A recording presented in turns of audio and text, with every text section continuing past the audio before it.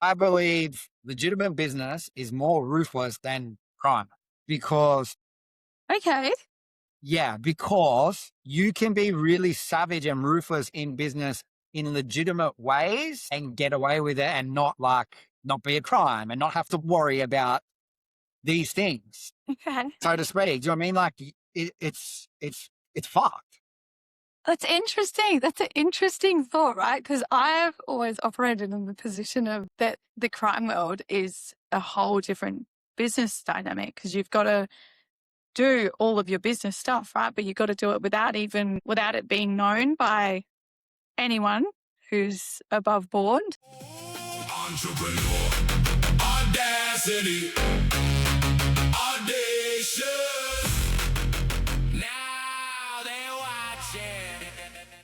Hello, everyone. Welcome back to another episode of Entrepreneur Audacity. Today, I am here with Ivy, who is in Sydney. I've been looking forward to doing this episode with you. We've tried once before. We've had some technical dramas. Nothing out the norm with the podcast world. But yes, let's dive into it. Ivy, can you please give us an introduction?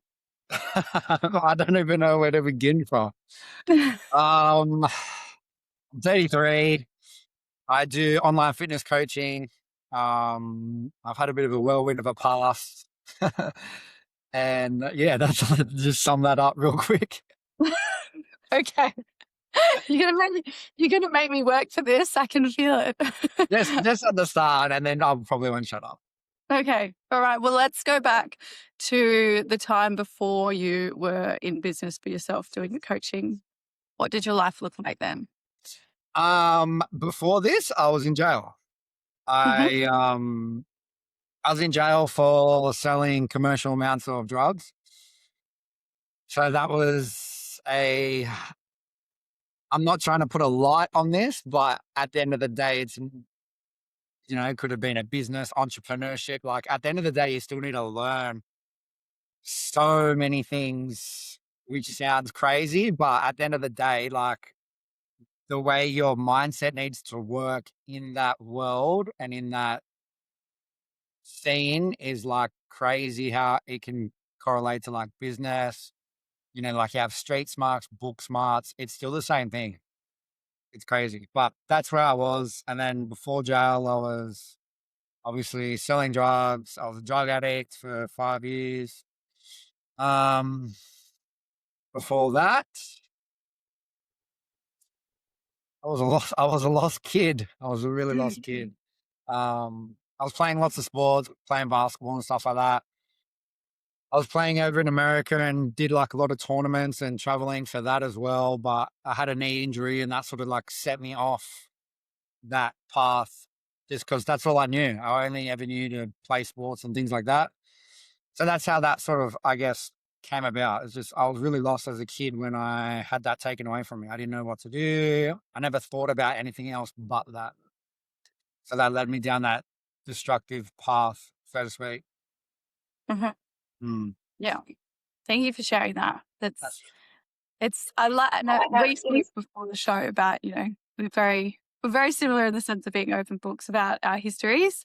And I really love that because, for me, I have a little sense of injustice about helping the you and I of now, right? See what's possible and what their life can actually transpire into if they work on themselves, channel that energy from an addictive personality into something healthy and see where that can grow and what it's now led into. So maybe before we get into like the nitty gritty of that, because there's so many things that I would love to dive into with that aspect, can you give us a snippet of where you're at now and what your life looks like? So obviously like I coach full time. I've got clients all over the world, like literally I've had people in France, Dubai, Italy, everywhere, all over the world. So I've been doing that full time now and life's like the best it's ever been. You know what I mean? For me, physically, mentally, spiritually, everything. Like it's just been the best I've ever been so far. And it's only growing as well as the business as well. Within the first 11 months of me coming out of prison, I did 6 figures in the business and it's just been growing ever since. So, Mhm. yeah. Awesome. That's really cool. So when you got out of jail, can you tell us what that first month was like for you? I can tell you what the first 14 months were like. Okay. Yeah. The So basically when I come out of jail, I had an ankle bracelet on, so I wasn't allowed to leave. I wasn't allowed to leave home. I still had to do house arrest. So that sort of it didn't put like it didn't put me down or anything. It actually I used it to my advantage. I actually was like, okay, sweet, like I can't go anywhere, I can't do anything, I can't go see anyone, I can't if my mind slips and wants to go to old habits, like it's just forced me to stay at home. And I literally just binge eat, watched Netflix. And I literally just stayed home and trained and like studied. I just studied like nutrition. I studied like I just got back into everything that I actually love. You know what I mean? Like the passion for health and fitness and things like that. Um, and that's literally all I did for the first 14 months. I've watched everything on Netflix, all the Simpsons episodes, like all the big ones. I've watched everything. I had a Yeah. lot of hours to kill. So Yeah. yeah, it wasn't nothing crazy, but I used it to my advantage in that aspect. But hmm And at what point throughout that did you start your business, or when did you have the moment that you sat there and thought, or was there a moment that you sat there and thought, actually, I'm going to start a business, I'm going to do this, I'm going to channel that energy somewhere else? I think it was just that love that I had again for training and being healthy and being so disciplined and routine. I was like, I just want to teach people this. So I just started. I literally just started making videos on Facebook and posting them, but that was more about, my journey where I've been because I've been very absent from social media for, a really long time. So I just started, yeah, just talking about my story. And a lot of people were saying, like, just obviously very supportive and sort of saying, oh, I should go to schools and talk to young kids and things like that. So I was actually able to get a opportunity to go talk to, we'll go do like speaking at a charity for troubled kids. Um, so I started doing that like pretty frequently, and that sort of like gave me like that spark of like, yeah, this is what I want to do. Like I want to help people. I want to show people like, what fitness and health did for me. It wasn't purely just to be like, oh, I want to be a bodybuilder. I want to look a particular way. It was like the gateway drug to life to Mm. actually have fitness and nutrition as the foundation to then build on top of that, to have better relationships with people, with my family, to then, build a business and like just elevate everything. And that, for me, it all started from myself, my health, my nutrition, my mindset. Mm. Mm. That's really beautiful. Did you have a moment where, before you really dove into the health and fitness side of things, where you were kind of just sitting there, maybe it was like after you've binge watched all the Simpsons and you're kind of like, what am I doing here? Where you like lost, like, what was that like? Uh, not really, because I was just like, because there was no other thing I could do. There was no other option. Couldn't go out, couldn't see anyone, I couldn't go to the shops. Like, so I just had to make do with it. I don't know. When I went to jail, like my mindset just, I don't know what happened. Something happened, but internally, but something just flipped, and it Mm. hasn't. I haven't been able to shut it off. I'm not saying it's a bad thing, but I think it's a good thing. But it's just like my mindset to like. It's weird to say, but to be so disciplined, to be so like strict and like driven for something, like I don't know. There's just like no questioning. I don't question myself or I'm gonna give up or anything. It's just like this is it. So Yeah. that was it with being just at home, and I was like, no, this is what I want to do. There was never a moment or anything. It was just like, what can I do to make this work? How can I make this work? So I just started like learning more about business, more about marketing, more about just those things, and this is how it started realistically. hmm That's awesome. And what was it like giving your first talk to those kids? I remember it. I was so nervous. I was so nervous. I literally wrote everything out in my notes on my phone. I was like, yeah, I'm gonna say it like this. I wrote so much, and then I got there, I looked at it like, nah, fuck this. I was like, I don't know, I just couldn't do it. So I just went straight off the top of the heart, and yeah, it was sweet. After that, it's sweet. Mhm. Yeah. Can you tell us maybe some of the messaging or what you said that came from the heart in that first? Just basically, I think from what I remember, it would have been the biggest thing was actually believing yourself that you can do it. Or for those particular kids was to make a change in their life, because these kids were, between 11 and 15 that were either already looking at crimes, wagon school, do you know what I mean? Like being rude, abusing their parents, like being violent. Do you know what I mean? So these kids were already, troubled and going down that path. But that was a free charity where the kids do not have to come. They choose to Mm. come. And those kids there are choosing to come because they want to get better. It's just unfortunately they don't know how, or they don't have the support and things like that. So yeah, I just spoke from the heart, from like me as a kid too, when I was lost and things like that. And the biggest thing I think now is like you just had that self doubt, or you didn't have the belief within you that you can achieve XYZ. And I think once you really do understand that and do have that self belief, that self trust, like it is doable, no matter where, those kids were at or wherever someone is. Mm. That's really nice. And what was the thing for you that actually gave you that self-belief and that self-trust? Because you've been through a lot, right? So I can imagine that you had moments of doubt and moments of, oh crap, what am I doing? Can I do this? Like, how did you navigate that?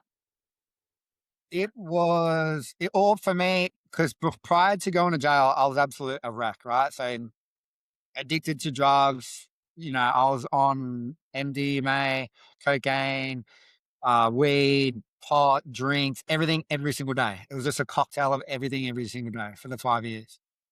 So my mental health went out the window. I was really, really bad on sleeping pills, Xannies, all that as well, every single day. Like, tried to take my life multiple times, OD, tried to hang myself, heaps of things. And just before I got arrested, like I was really, really bad. Like I just honestly didn't think I was gonna make it. But I got arrested and that saved my life. And then when me going into jail, starting to train, even though I hadn't trained in 7, 8 years, was really, really challenging. And I failed. Like I actually failed training. Like I went in there and they're like, yeah, we're gonna do this, this, this, and I couldn't do it. Yeah.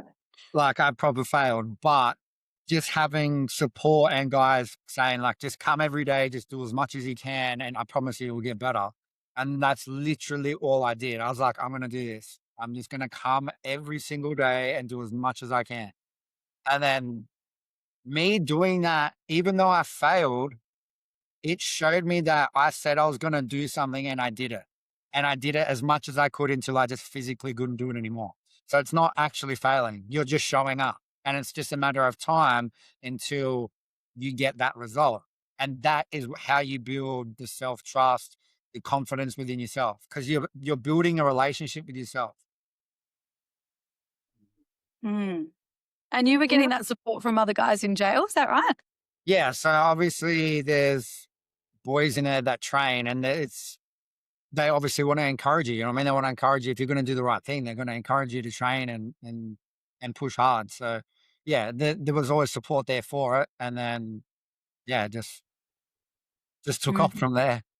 I love that. That's cool Yeah, because a lot of the time, and I can speak from my own experience with this and, people that I have known that have gone, they've got arrested, they've gone to jail, and jails actually shapes them into a better criminal, right? So instead of being in there and reflecting and finding fitness or finding, the road out of that lifestyle, sometimes it can actually channel people further into it. So did yeah. you ever have any moments where you know, maybe you were getting like encouraged back into that scene, or how did you navigate Uh, that? not really. Like, yes, it's around you. Yes, like it it's not there to help you. Like, it's very, it's like 1% of people that are going to come out and actually change and turn their life around. Because in there, it's either going to be violent gangs and more crime. Like, you're making more connections. You're making more connections to figure out to do what you do even better without getting caught. Or you're going to get hooked on drugs in there, and then that's going to cause even more drama. Like, Mhm. they're the main things that happen, and it's really hard for you to stand on your own 2 feet and just basically put all that aside, keep your head down, and come out on straight and narrow. But I just knew, like, because when I got arrested, I got put into a coma for 4 days because I got bashed by the cops. And then I was in hospital for a week, and then I went into jail, went into isolation for like 2 weeks, and then went into a COVID wing where you basically just get locked in your room for another 2 weeks. So there's already like a month and a half, like a month and a week gone by where I haven't seen myself, haven't talked to anyone, stuff like that. And then I finally got to see what my face looked like in the mirror. One, me being sober for the first time in over 5 years. And then after the fact that I got absolutely bashed. So it was a lot to take in, the way I looked, how I was. And that was after a month. I couldn't imagine what it was, in the hospital and stuff like that. And Mm. it really sunk into me. I'm like, you need to do something. Like, you need to change your life. Like, what are you actually going to do in here that's going to make a difference? What are you going to do that's going to, when you do get out, what's going to be the thing that changes that and is going to keep you from coming back here? And I was like, I just got to train. I got to eat good. I got to just keep my head down, and I just got to show up every day for that. And then that's literally all I did. Mm. Yeah. Wow. I can only imagine that moment. I had a similar moment when I faced myself after they made you shower before going into rehab, and that that moment when you look in the mirror and you kind of sat there with yourself, it's pretty gnarly. I didn't get bashed up, so I can only imagine. Yeah. Yeah, It's pretty probably a bit. messed up. Yeah. So what are the lessons, because earlier, when you gave us an intro, you were talking about, that period kind of giving you street smarts and business smarts. Like let's change the lens and positives that have come from that, right? Yeah. Tell us a little bit more about the street smarts, first book smarts, and what's kind of translated from that life that you use in a business. I think it's so different. Like, when you're in that world, it's everything's to do with the person you're dealing with. And I know that still happens now, but you really pay attention to the way they talk, their tone, the people they're around at that particular meeting or anything like that. Like, every little detail matters. The way they talk to you on the phone, the way they message you, all that. It all matters, because every tiny little thing is like amplified. Because if it's a certain tone in their voice or a certain thing that might disrespect you or piss you off, it's amplified by 100, because then you're like, fuck, he's going to do me over. He's going to do something dirty. Do you know what I mean? And that's just in the business sense. But it still happens in business. And I'll be honest, I believe legitimate business is more ruthless than crime, because Okay. because you can be really savage and ruthless in business in legitimate ways and get away with it, and not be a crime and not have to worry about these things, Okay. so to speak. Do you know what I mean? Like, it's fucked. That's interesting. That's an interesting thought, right? Because I've always operated in the position of that the crime world is a whole different business dynamic, because you've got to do all of your business stuff, right? But you've got to do it without it being known by anyone who's above board. And you potentially could get shot, right? Like, So these are the things that, like, the parameters that I'm looking at with the lens of like, yeah, being in the criminal world is a lot different to being in like the legitimate world. So yeah, that's a different spin to put on it because, Yeah. you know, you can bring lawyers and things into it. But that's what I mean. Exactly that. So Yeah. it's like, say someone does wrong and then you got lawyers and like the lawyers can then screw you over and it's all like legit. Like they can screw you over for so much money. And Yeah. do you know what I mean? Like it's all like gangster shit in a legitimate way. Yeah. Yeah. And I think that's more ruthless than the criminal way. Interesting. I like that. Yeah, I can see that. You know what So I what's mean? been the, you know, like tying back to what you were saying, like person specific when you're dealing with people, right? Because, you know, I can resonate with what you're saying that, you know, you don't know what the other person is thinking, particularly when you're dealing with people who are high on drugs. They're, you know, maybe in a bit of psychosis because they haven't slept for fucking 2 weeks or whatever. Like they're just going through those motions.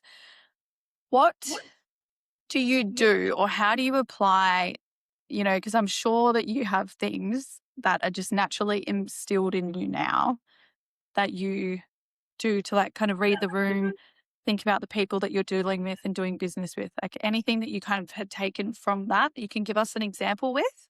I think it's more so pattern recognition and like, I think it's just because I've seen it like psychologically wise, like when people talk or the way they say things in sentences or the way they word things, sometimes I can get deeper and understand like the real emotion behind it, like their thought process.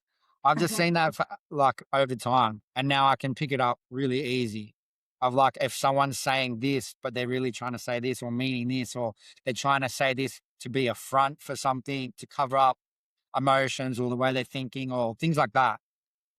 It's still reading people, but in a little bit of a deeper way. Yeah. Yeah. I know people, but I find human beings are the most fascinating creatures on the planet Yeah. in my eyes. I love it. It's really cool. And everyone's got that specialness in them, right? So one thing I want to ask is, what was it like, you know, what's your family dynamic like? And obviously if anything's off limits, you let me know, but like, what's your family dynamic like? And what was it like when you were going through that to like where you are now?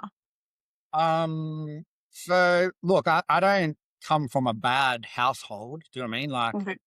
parents are still together, parents both work, one owns his own business, you know, basically for his whole life. Got an older brother, all played sports and stuff like that. Like I come from a good home, so to speak. You know what I mean? But I guess being the, you know, the outcast, the black sheep my whole life, my my behaviors through school and childhood disrupted that in a sense. Do you know what I mean? Because then always in trouble, always getting yelled at, then you build resentment, but then it just didn't stop. Like it just kept going. Do you know what I mean? So when you get older and it's like if there was nothing there, do you know what I mean? Mm.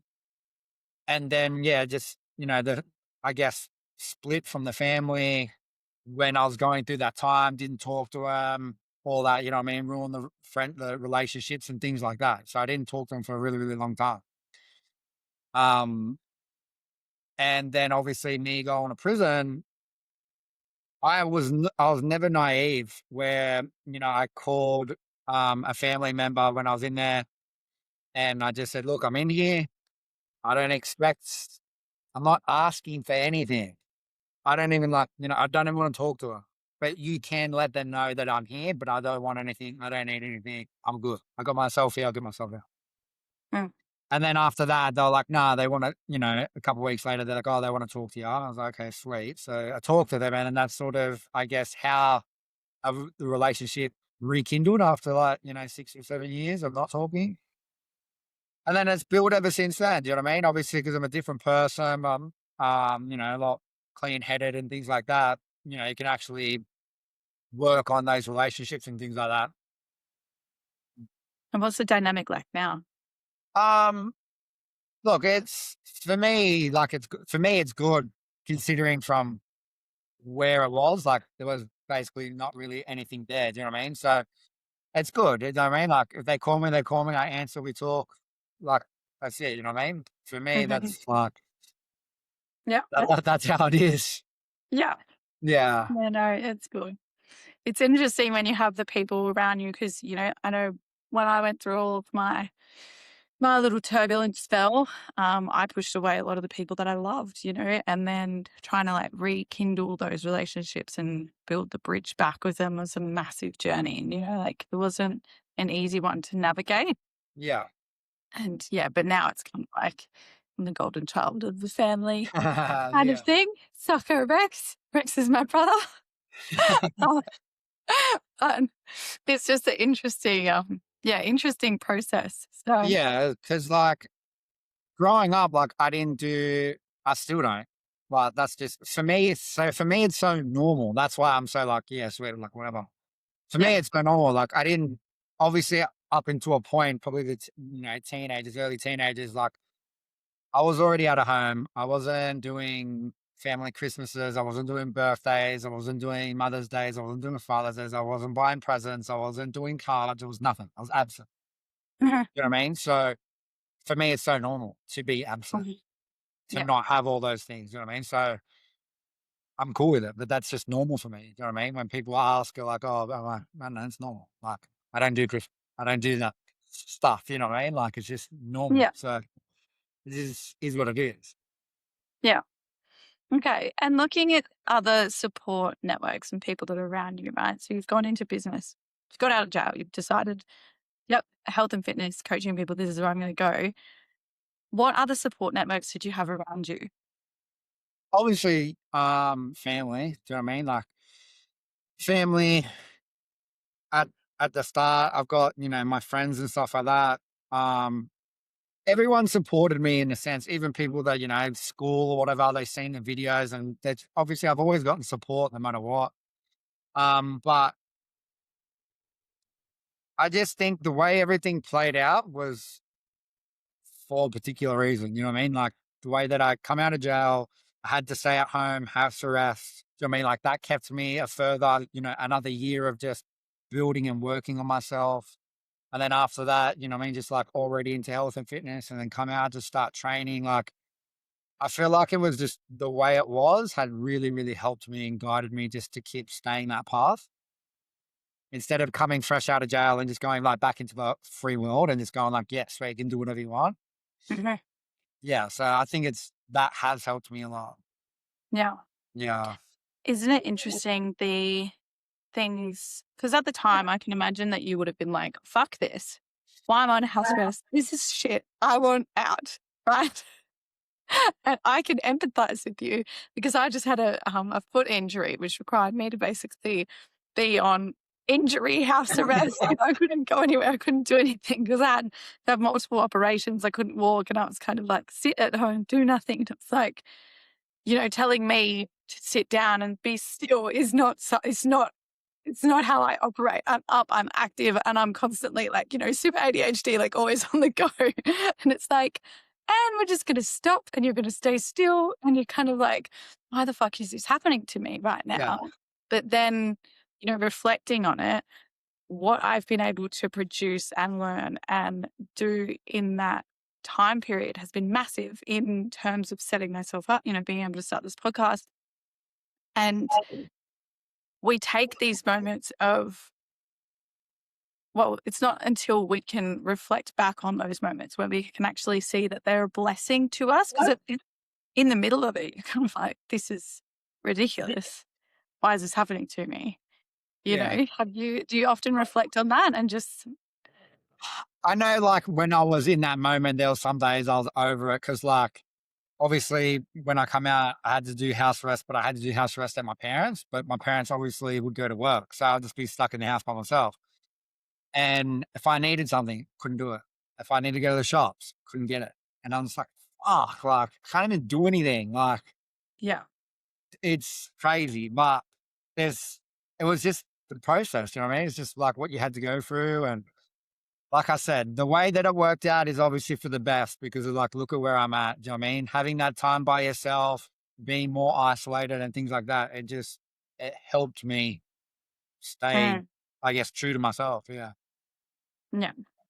And what would you say to someone who might be, maybe they're not on house arrest, but they're going through something like that, like a similar situation? Hmm. I need more ideas. More ideas? Okay. A similar situation, but not Similar house arrest. situation.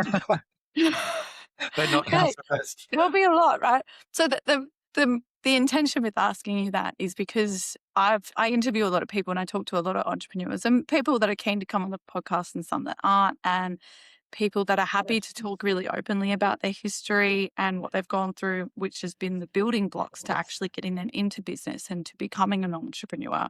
But then there's a lot of people that have very successful businesses that have openly shared their story to me about the hardship and the things that they've gone through, but they won't actually talk about it openly on camera for others. So, you have the courage and the lens to be able to share that perspective. So, for the people who might be listening to this who are in that kind of, everything's happening to them, they're sitting there, they're stuck, they're not too sure what to do, how to do it. What advice would you give to them? And what would you say to help them through that? Just take it on board. You know what I mean? Like, it's all happening for a reason, but you have to actually still sit with it and process it. Don't try and distract yourself and keep busy and not actually process what's happening, what you're thinking, your emotions and that. Like, you still need to sit with it and process it. Once you do that, you might get a better understanding of why these particular things happen or why you were thinking and feeling a certain way. Normally that will lead to other things to open up or more ideas or more things to come in. And it's just the like stepping stones realistically.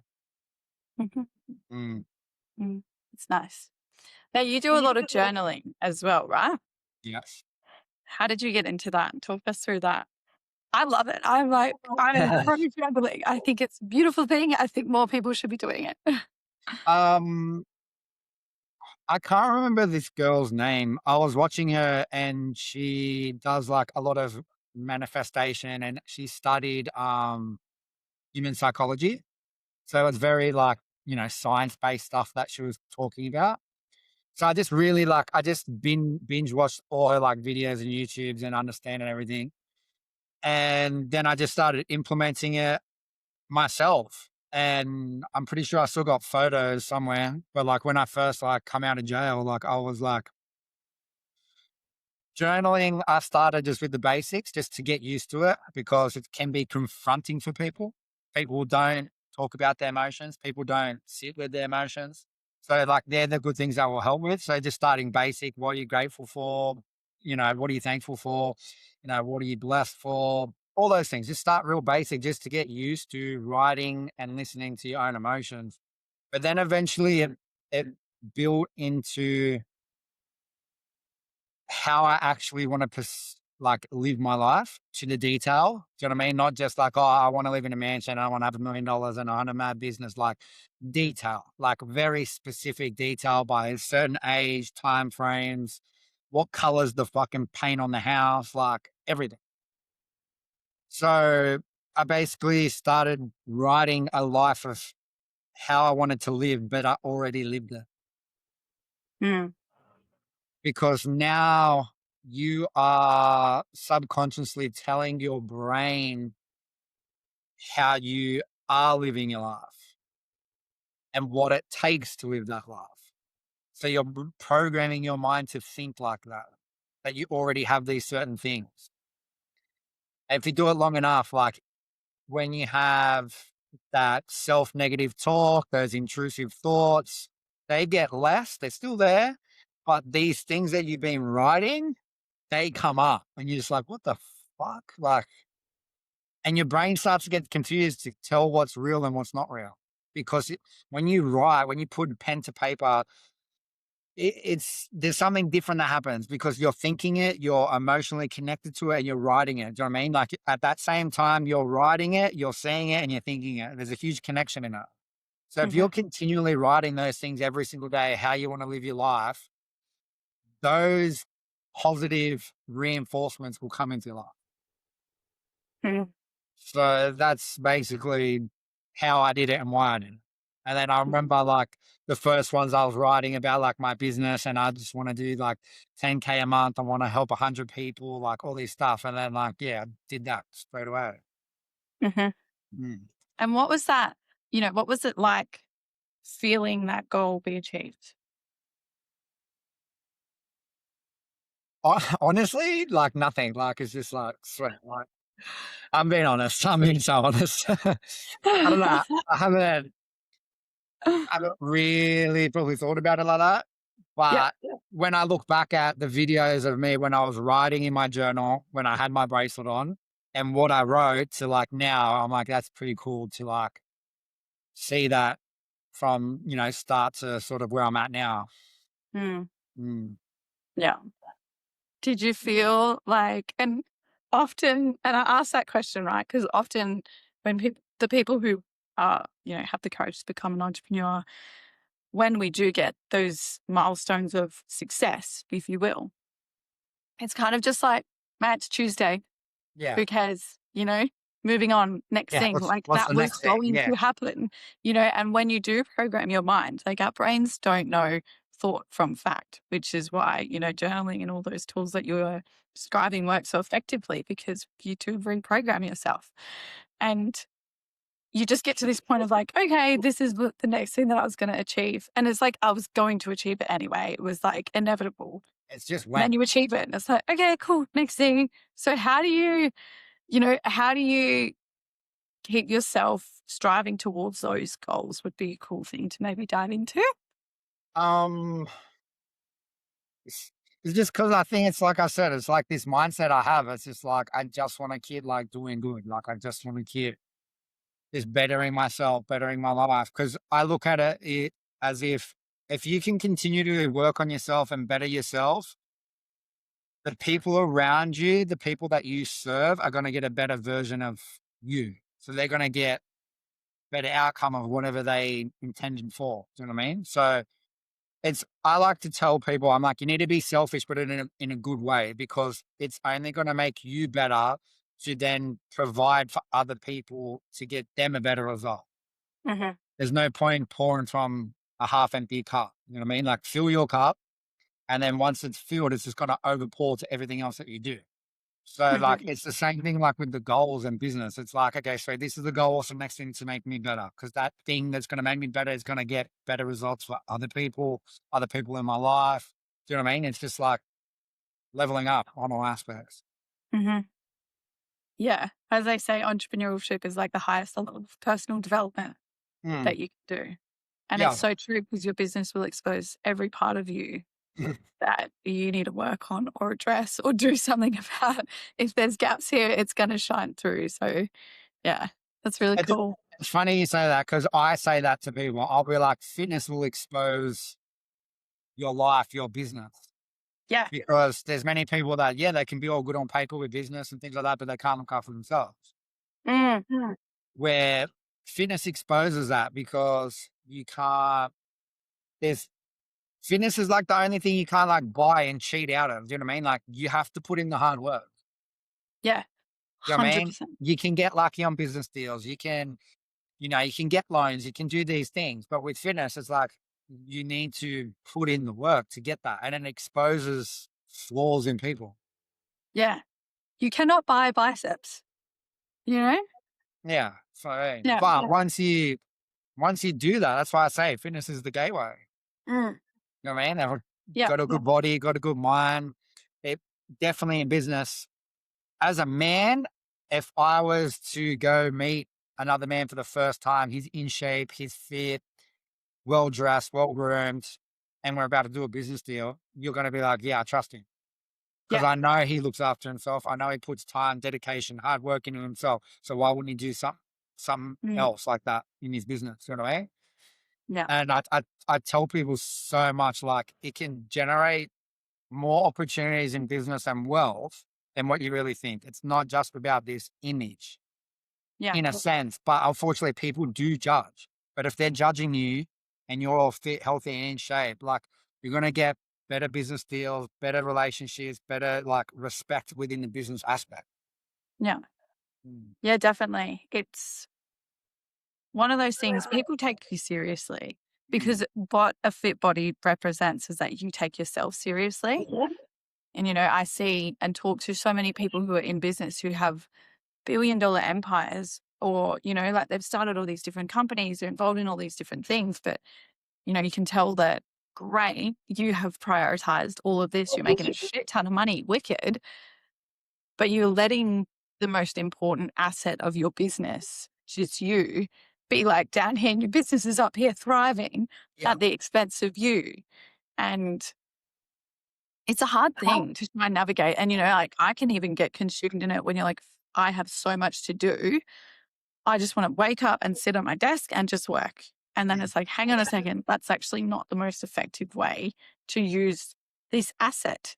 Yeah. Right. And you've got to channel your energy into your mind, your body, your soul, and fueling it so you can actually perform at an optimal level. Because if you don't, you're just going to be running on empty. And then you do go into business meetings and business deals. And I have seen it. Like, it's a bit different being a female.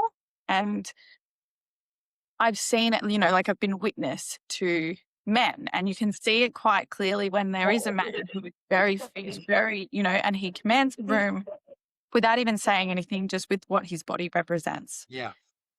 And you can see how other people respond to him over someone who isn't, they might have a better business, but they're out of shape. Yeah. How does that, I've seen it play out in so many times. And it's just one of those things that, people really skip over, and they think the idea is like money, money, money, money. And it's just like, money is a byproduct of doing the work. 100%. When you're in alignment with what you're doing, you're working in your why, and like you're having an impact in the things that you want to have an impact in, but your body needs to feel that. Yeah. Yeah. If you have a fit mind, a fit body, you will make more money than anything. Yeah. Yeah.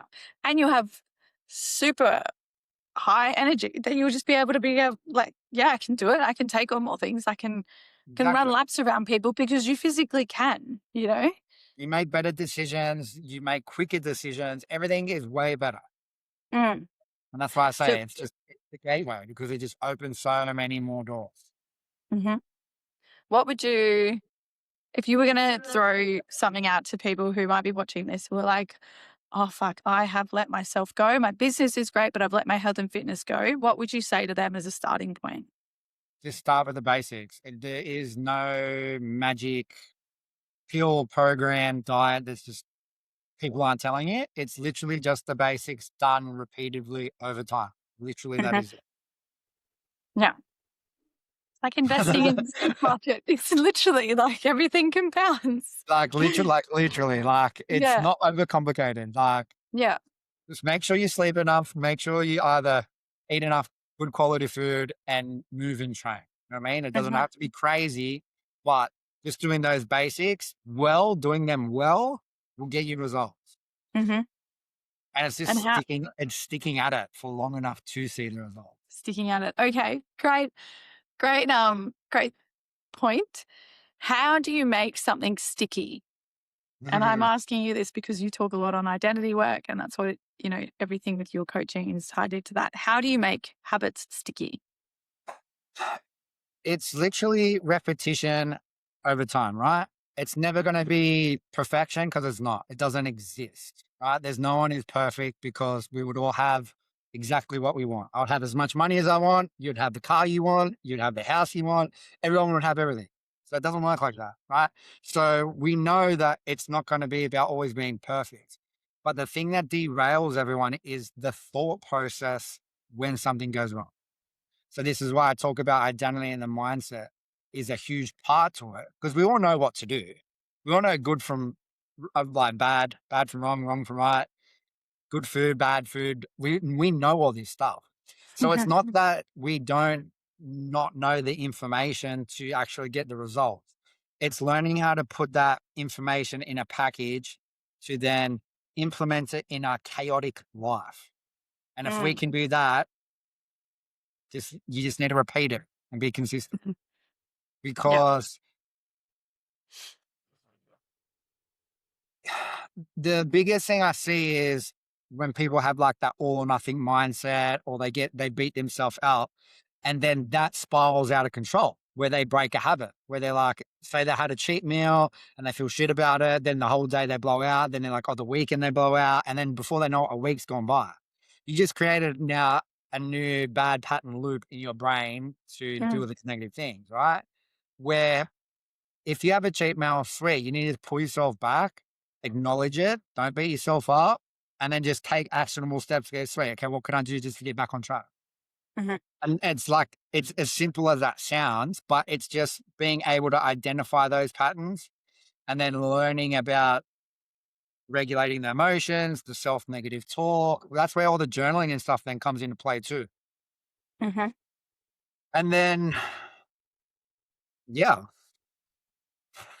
it's just I like working on that. those things. Yeah. You've got There is no magic. There's no magic about making a habit stick. no Like, blue pills, red pills. no, because Damn it. where is this? You read this book? Oh yes, great book. So the same, like, there's so much that I've learned in this book that I've implemented into my coaching, as in like systems and things like that, like tricks and things like that, Yeah. where he talks about habit stacking, how that only 1%, you know, achieving 1% better every day is like 35% better in the whole year. Do you know what I mean? Like, which is massive. Or if you're not gonna 1% bad, like not doing anything can actually be really negative over the course of the year. It's just that compounding effect. Yeah. And the other thing he talks about was a lot of people say that, oh, you know, to break and create a new habit, it takes 90 days or something. There is no time frame on creating or breaking a bad habit.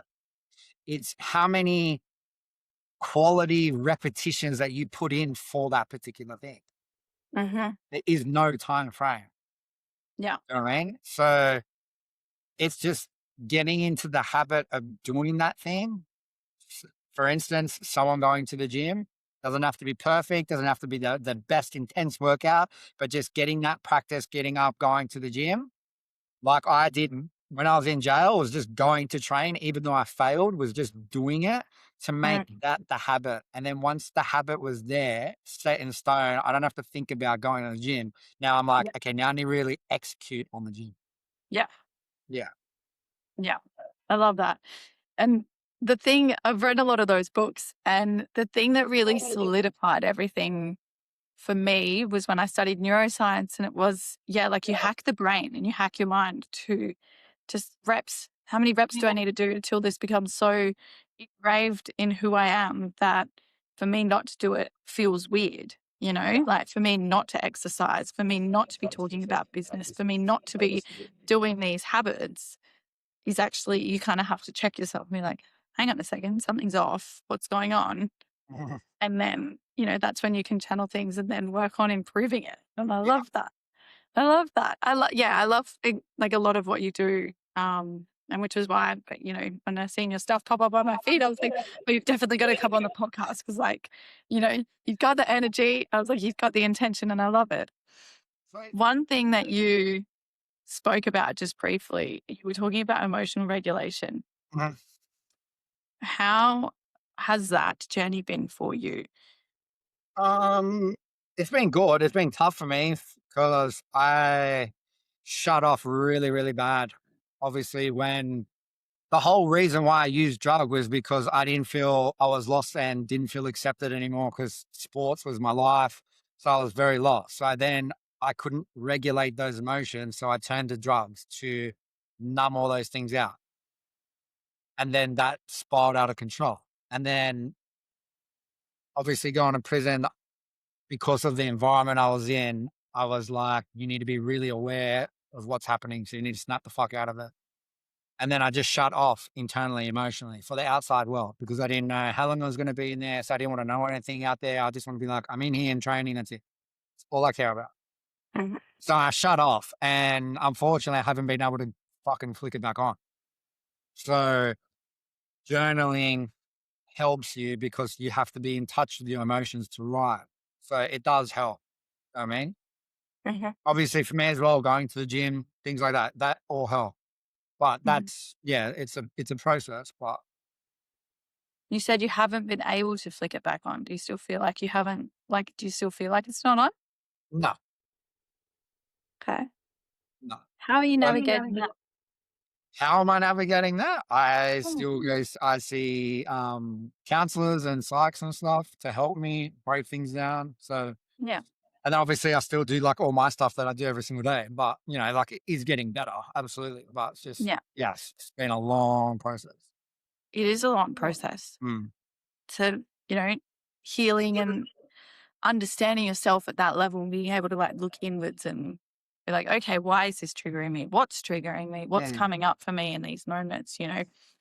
I find that obviously it's a known thing. Women are better at connecting with our emotions than men. I see it and I talk about it a lot. I've got a lot of guy friends and we're always chatting about it. They're really receptive to talking to me on like a deeper level with things. But then, you put some of the guys in a room together and they're like, one chill comes in.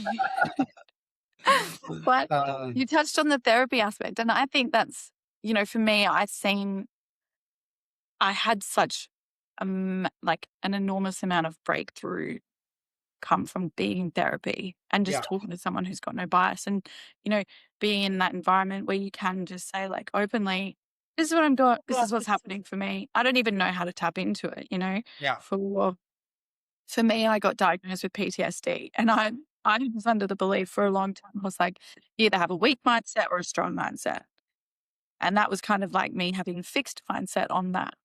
And yeah, then I got told that I had PTSD and I was like, I think you've got that wrong. But I had these beliefs that I was going to get raped and killed every time that I'd go to sleep. And there was like this, I would stack shit in front of the doors. I was doing all this weird shit that was just totally not a normal thing. And I didn't understand that it wasn't a normal thing until I was in therapy, yeah, talking through that. And then it was like, oh, okay, I can understand the triggers. I can understand what's going on. But I remember the year when I was heavily like in the healing journey, turbulent year, like I wasn't sleeping. Everything was kind of coming up. And like when you've had a lot of different trauma, it comes in like different waves right. and trying to access it. I had to do a lot of EMDR therapy to bring Yeah, my memories back into my conscious awareness. And breath work. oh, pardon? I said breath work. Not so much breath work, just a lot of like the rapid eye Yeah, movement stuff. Yeah. But I meditate every single day and like there's a few things that I do now and it's like, okay, like I reflect and you know, me doing that has allowed me to like understand my emotions and understand how to yeah, regulate them. But I know that it's a lot harder. Well, I feel it's a lot harder for men. I don't know that. I'm not a man, obviously, but when I talk to guys, particularly in the business setting, you can have so much pressure if you're the man of the household and everything's kind of weighing on your shoulders. And, that's different, right? That's a yeah, different pressure than, when you're the female and, I'm not being like gender biased here or whatever, like, but if you look at it traditionally, males are the providers, females, we want to be nurtured and cared for. We want to be in our feminine energy and the pressures that you can get from being an entrepreneur, holding that and then trying to, like be present and be available for your family. And like, if you've got kids, for your kids, like, what would you say to a man who might be going through something like that? And how would you, like, what advice would you give them?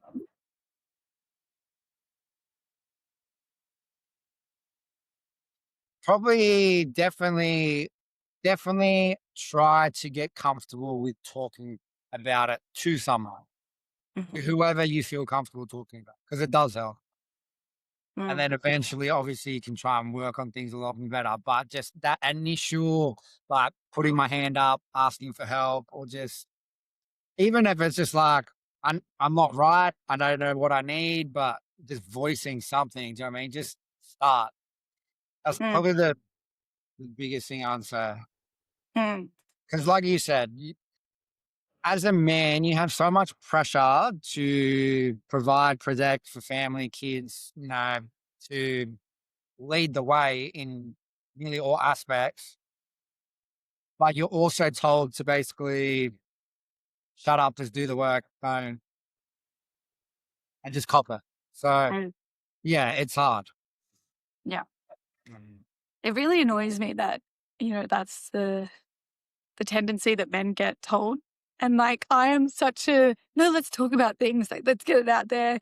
If it doesn't have to be perfect, and I try and keep things like fun, but some people just like close off, and there is such a stigma around, it's weak to speak, all of that kind of crap. And I love that there's more men embracing their emotions and actually, being the catalyst for men to openly talk about it and say like, hey, yeah, like I was struggling with this and this is what I did. And, I'm in therapy and I'm doing all of these things and this is what it's helping me. Because if you look at the rates for suicide for men and, men's mental health, it's massive. It's a massive gap. And, I personally, I just hate people feeling like, no matter who it is or like what gender, race, whatever, like I just hate people feeling like that they have to shell themselves off.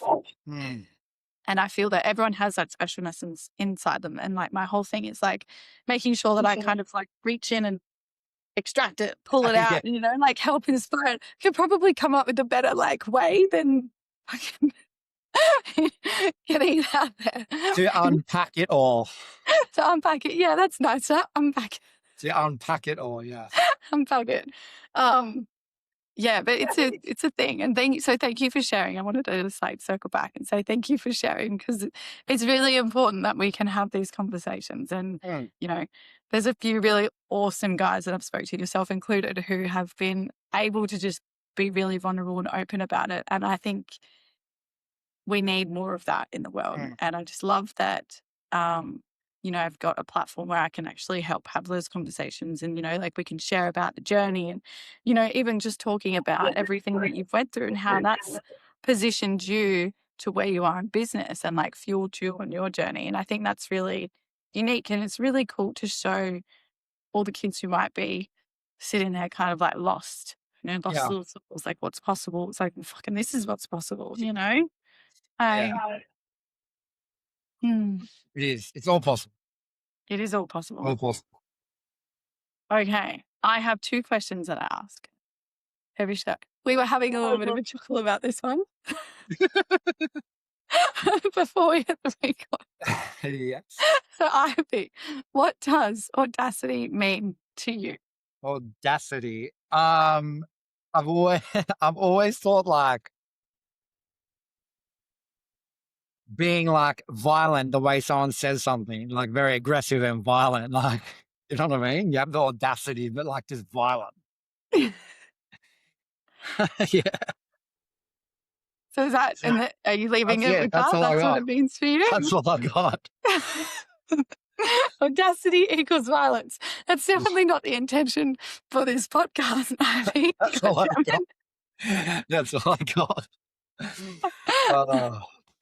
It's interesting. No, it's cool that you say that though, right? Because audacity is one of those words that, it, like, if you look at the definition of it, it is like someone being almost like arrogant to be like, are you kidding me? Did this person just do that? What the hell? But for me, I am taking it and kind of running with it in the other lens of being bold and daring and doing things without, the fear or the judgment or, like just double fingers to everyone. I'm like, I'm doing what I'm doing and I'm going this way. You're either on the journey or you're fucking not. And if you're not, like, just get out of the way.